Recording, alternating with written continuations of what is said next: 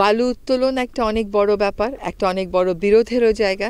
তো বালু উত্তোলনের কি প্রভাব পড়ছে নদীর ইকোসিস্টেমের উপরে, সেটা ব্যাপারেও তাকে গবেষণা করতে বলা হলো। আমরা যখন নদীর কথা বলি, নদী গবেষণা ইনস্টিটিউটের কথা কেউ বলি না।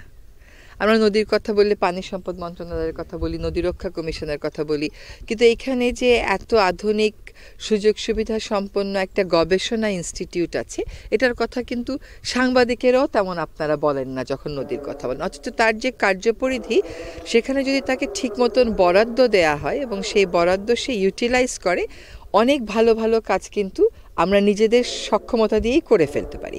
আজকে কয়েকটা নির্দেশনা, একটা হচ্ছে যেমন ধরেন একটা গবেষণা প্রতিষ্ঠান, তার গবেষণার জন্য টাকা হচ্ছে ৮৪ লাখ।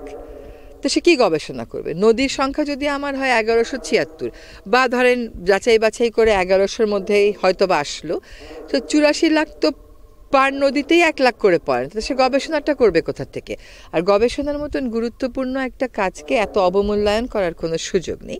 কাজে আমরা চেষ্টা করব আগামী বাজেটে গবেষণার জন্য যেন পর্যাপ্ত না হলেও অন্তত বড় বড় ক্ষেত্রে সে গবেষণা করতে পারে এমন কিছু টাকা নিয়ে আসতে।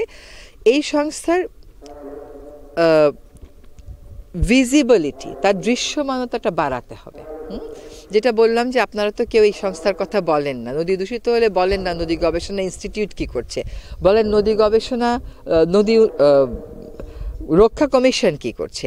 তো নদী গবেষণা ইনস্টিটিউটকে কিছু কিছু কাজের এরকম নির্দেশনা দেয়া হলো যেটা তাদের ভিজিবিলিটি বাড়াতে সহায়তা করবে। যেমন শিল্প প্রবণ এলাকাতে নদীগুলো কি মাত্রায় দূষিত, ঢাকার বড় বড় নদীগুলো যে দূষিত সেগুলো জিপিএস পয়েন্ট দিয়ে সেই তো আমাকে আইডেন্টিফাই করে দিতে পারে। আমার তো দাতা সংস্থা থেকে লোন নিয়ে এটা করার প্রয়োজন পড়ে না।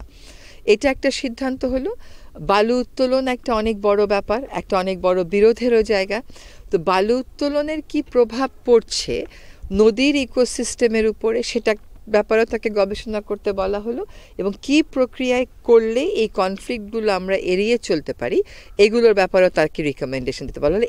এই ধরনের রিকমেন্ডেশন যখন আসবে, যখন জিনিসগুলো মানুষের প্রাত্যহিক জীবনকে ছুঁয়ে যাবে, তখন কিন্তু এই প্রতিষ্ঠানের দৃশ্যমানতাটা বাড়বে। আরেকটা হচ্ছে যে আমাদের কিছু কিছু গবেষণা সরকারি পর্যায়ে হয়, সেই গবেষণাগুলো দেখা যাচ্ছে সরকার বিভিন্ন শিক্ষা প্রতিষ্ঠানকে বা অন্যান্য সংস্থাকে দিয়ে করায়। বিভিন্ন টেস্টিং হয়, সেই টেস্টিংগুলো আমরা অন্যান্য প্রতিষ্ঠানকে দিয়ে করাই। তো আমরা আজকে একটা সিদ্ধান্ত নিলাম যে যেখানে নদী গবেষণা ইনস্টিটিউটের সক্ষমতা আছে, সেখানে নদী গবেষণা ইনস্টিটিউটকে দিয়েই করাতে হবে এবং সেটা সরকারি যেই সংস্থায় যাকে চুক্তি দেখ না কেন সেই চুক্তিপত্রে এই কথাটা লেখা থাকে।